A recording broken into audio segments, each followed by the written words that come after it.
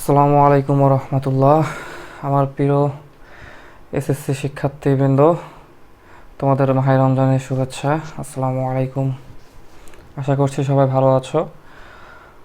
গতকাল বলেছিলাম আমরা এই অঙ্কটি সলভ করব, অর্থাৎ সিলেট বোর্ড 2023 গতি অধ্যায়ে যে প্রশ্নটি এসেছিল সেটার গ এবং ঘ নাম্বারটি আমরা সলভ করব।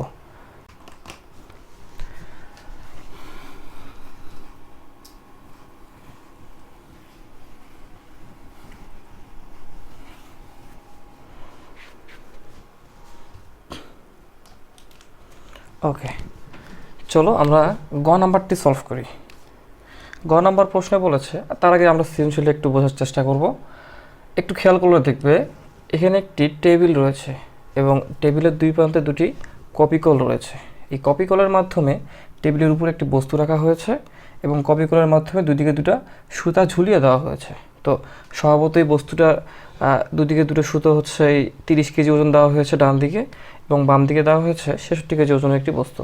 স্বভাবতই সুতার টান ক্রিয়েট করবে একটা নিচের দিক বরাবর, তার কারণ আমরা জানি যে অভিকর্ষজ বল নিচের দিকে ক্রিয়া করে। তার মানে এই ভর দুটি অবশ্যই নিচের দিকে একটা বল ক্রিয়া করবে। ওকে, তো যেহেতু এ বস্তুটার ভর একটু বেশি, সে কারণে এ বস্তুটা বেশি টান অনুভব করবে। এ বস্তুটা এই পি বস্তুকে খুব বেশি বলে টানবে। তো আমরা এটাই বের করবো। তো একটু খেয়াল করে দেখো, লিখেছে যে পি বস্তুর উপর ঘর্ষণ বল নির্ণয় করো।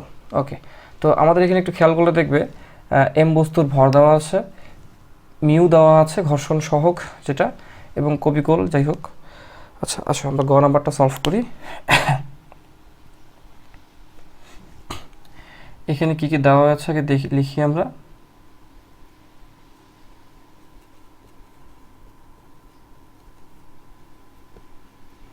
দেওয়া আছে প্রথমত এই পি বস্তুর ভর দেওয়া আছে, আমরা একটু লিখব এম পি, অর্থাৎ পি বস্তুর ভর much is equals to 2 KG. আচ্ছা, এরপরে আছে মিউ এস, অর্থাৎ ঘর্ষণ সহগ 0.2। ওকে, আমাদের বের করতে বলছে পি বস্তুর উপর ঘর্ষণ বল, সুতরাং আমরা এফ এস এই বলটি নির্ণয় করব। আমরা একটু খেয়াল করে দেখো, বস্তুটি কিন্তু একটি প্লেন সারফেসে আছে এবং সে কিন্তু এখানে ঘর্ষণ ক্রিয়েট করছে। ঠিক এই জায়গায় সে একটি ঘর্ষণ ক্রিয়েট করছে, তো এই ঘর্ষণটিই আমরা বের করব। ওকে, আমরা সূত্র জানি,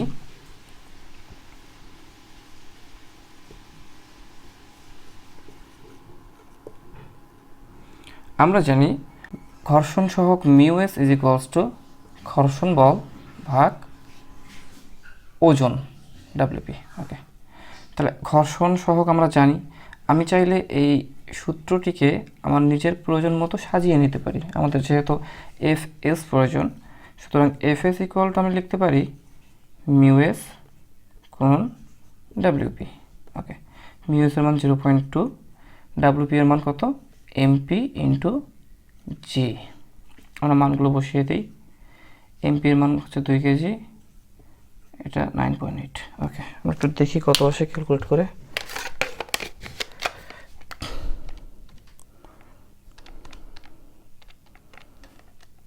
ওকে বন্ধুরা, আমাদের এসেছে 3.92। অবশ্যই নিউটন লিখতে হবে যেহেতু একটি বল। এটি আমাদের উত্তর, এটি আমাদের গ নাম্বারের উত্তর। শেষ, আমাদের ঘর্ষণ বল চেয়েছে, আমরা বের করেছি। এখন আসো মোস্ট ইম্পর্টেন্ট ঘ নাম্বারটি। ঘ নাম্বারটি দেখো কি বলেছে, ভূপৃষ্ঠে পতিত হওয়ার সময় পি বস্তুটির ত্বরণ ও অভিকর্ষ ত্বরণের মধ্যে তুলনা করো। ওকে,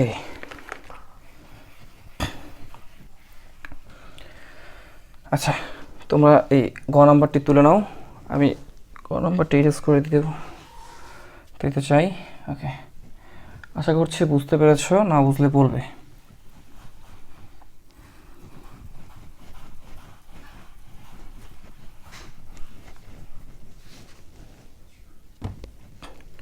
ওকে, আমরা ঘ নাম্বারটি করতে চাই। বন্ধুরা একটু খেয়াল করে দেখো, এ বস্তুটা নিচের দিকে একটা বল প্রয়োগ করে MAG, ঠিক একইভাবে বি বস্তুটাও নিচের দিকে একটি বল প্রয়োগ করে MBG, এবং এই বলটা যেহেতু অভিকর্ষজ বলের কারণে প্রযুক্ত হচ্ছে, অর্থাৎ বলটা ক্রিয়া করবে ভূমি বরাবর। তার মানে এই সুতা কপিকল থেকে যে সুতা লাগানো আছে এখানে একটা টান ক্রিয়েট হবে, একটা টান বল ক্রিয়েট হবে। ঠিক একইভাবে এখানেও একটি টান বল ক্রিয়েট হবে। তবে যেহেতু এ বস্তুর ভর একটু বেশি, সুতরাং ত্বরণ কিন্তু হবে এই এ বস্তুর দিকে, বি বস্তুর দিকে ত্বরণ হবে না, বি বস্তুর বিপরীত দিকে ত্বরণ হবে, আর ত্বরণটা হবে এ বস্তুর থেকে। আমরা একটু বোঝার চেষ্টা করব।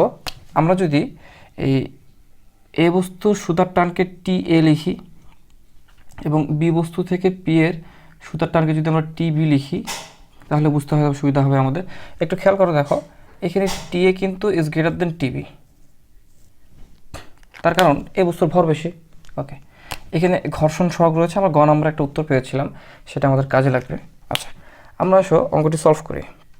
অঙ্কটি বড় একটি নিয়মে করা যায় অথবা শর্টকাটেও করা যায়। প্রথমত আমরা লিখব, খেয়াল করে দেখো, এখানে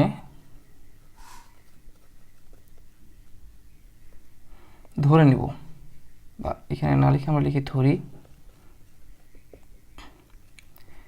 AO P বস্তুর মধ্যকার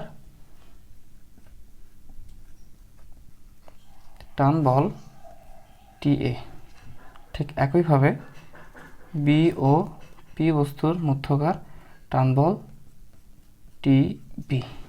আচ্ছা, কলমটা খুব মোটা লিখছে। আচ্ছা, তো এখানে আমি যদি শর্তটা দেখি আমি কি পাই একটু খেয়াল করে দেখো। প্রথম বস্তু যে টান প্রয়োগ করছে সেই টানকে যদি আমরা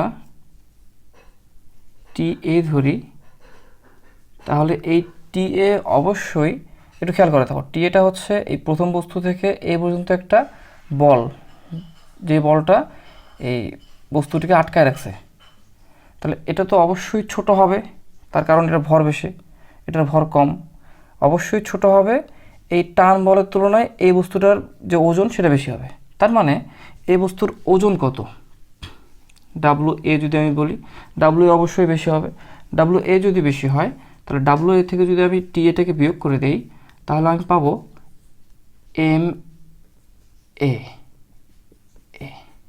মানে এ বস্তুটির ত্বরণ পাবো, কত ত্বরণে সেটি নিচে নামছে সেটি পাবো আমরা।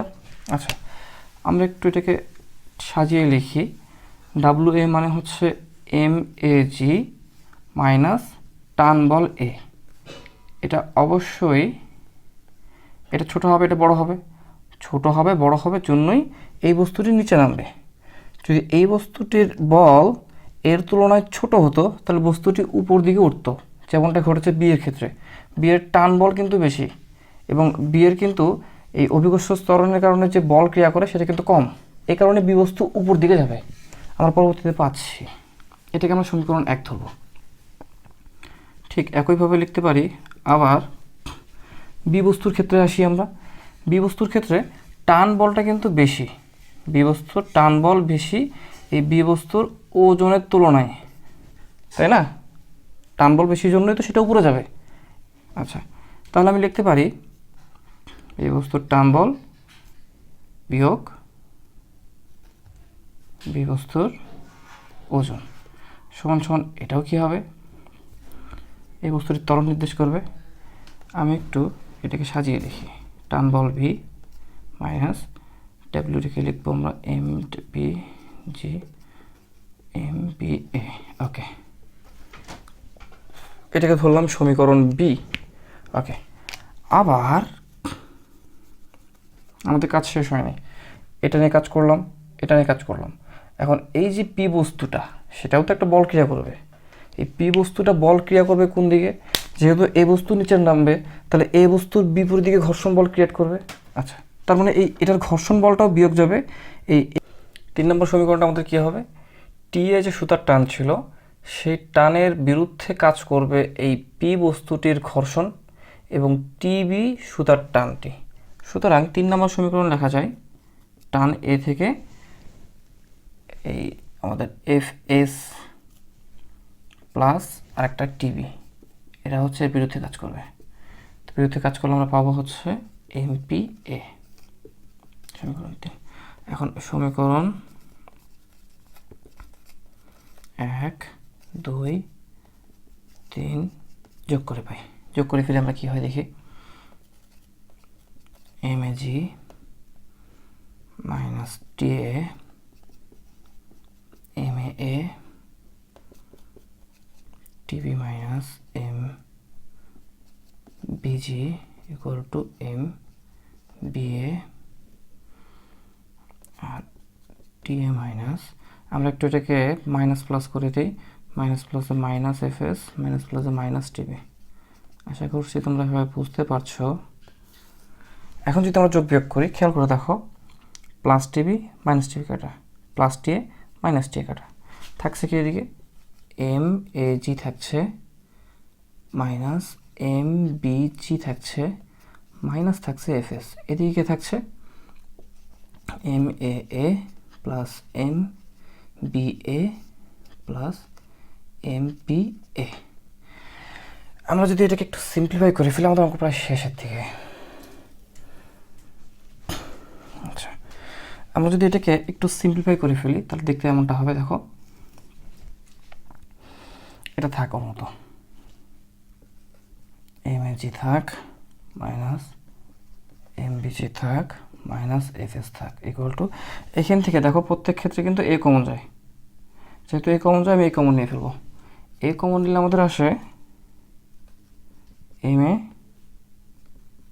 Plus M B plus M P, বা আমি যদি এইটাকে রাখি তাহলে এটা গুণ হচ্ছে ভাগ হয়ে যাবে, তাহলে M A G minus M BG minus F S ভাগ M A plus M B plus MP.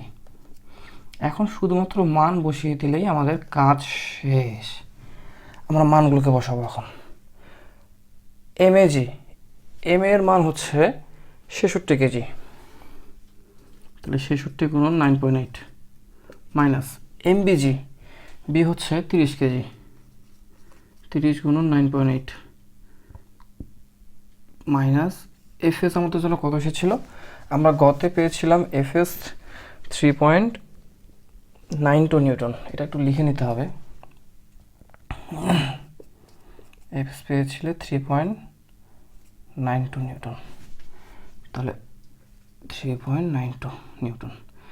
M এর মান হচ্ছে আমাদের 66 কেজি, এম বি এর মান আমাদের 30 কেজি, এমপি 2 কেজি। এটা একটু ক্যালকুলেট করে দেখি কত আসে।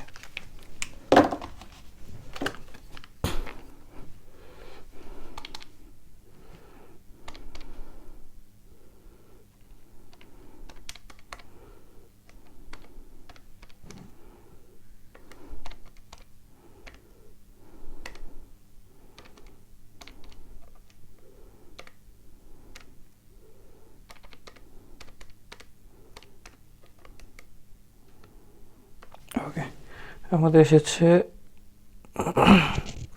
3.56, যেহেতু ত্বরণ অতএব এটার একক হবে মিটার পার সেকেন্ড স্কোয়ার। একটু খেয়াল করে দেখবে যে এই বস্তুটার ত্বরণ ঘটেছে কত, 3.56 মিটার পার সেকেন্ড স্কোয়ার। আমাদের বলেছে এখানে যে বস্তুটির ত্বরণ এবং অভিকর্ষ ত্বরণের মধ্যে তুলনা করতে বলছে। আমরা জানি অভিকর্ষ ত্বরণ জি এর মান 9.8, সুতরাং এদের মধ্যে তুলনা করে ফেলি আমরা। অতএব আমি যদি তুলনা করতে চাই আমি এভাবে লিখতে পারি যে এ ভাগ জি ইজ ইকুয়ালস টু, এর মান কত 3.56 ভাগ জি এর মান 9.8, বা এ ভাগ জি কত আসে দেখে ফেলি আমরা।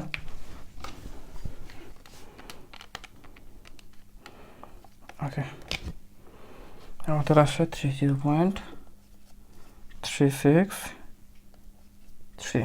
আচ্ছা এটুকু রাখি। অতএব এর যে ত্বরণ সমান সমান ভাগ ছিল গুণ করে দিব 0.363 গুণন জি, বা গুণ না দিলে চলে। তার মানে তুলনা করতে পারলাম আমরা যে ত্বরণ এ জি এর এত গুণ 0.363 গুণ। ওকে, এটাই মূলত আমাদের এই অঙ্কটার শেষ।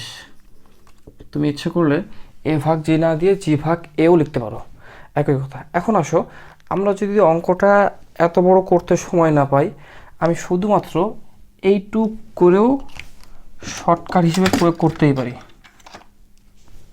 একটু খেয়াল করে দেখো, এই যে এইটুকু তুমি ইচ্ছে করলে শুধুমাত্র এইটুকু ডিরেক্ট লিখেও অঙ্কটি করতে পারো। এটাকে তুমি ইচ্ছে করলে সূত্র হিসেবে প্রয়োগ করতে পারো, কোনো সমস্যা নেই। তুমি যদি সরাসরি সূত্র হিসেবে প্রয়োগ করো, দ্যাটস এনাফ, সমস্যা নেই। বাট তুমি যদি ভাঙ্গাই করো, তোমার ভুল হওয়ার চান্স থাকবে না। ওকে, তো আশা করি সবাই বুঝতে পেরেছো। যদি বুঝতে না পারো তাহলে অবশ্যই জানাবে। আর এরকম আরও সমস্যা নিয়ে আমি খুব শীঘ্রই আসছি তোমাদের কেমিস্ট্রি এবং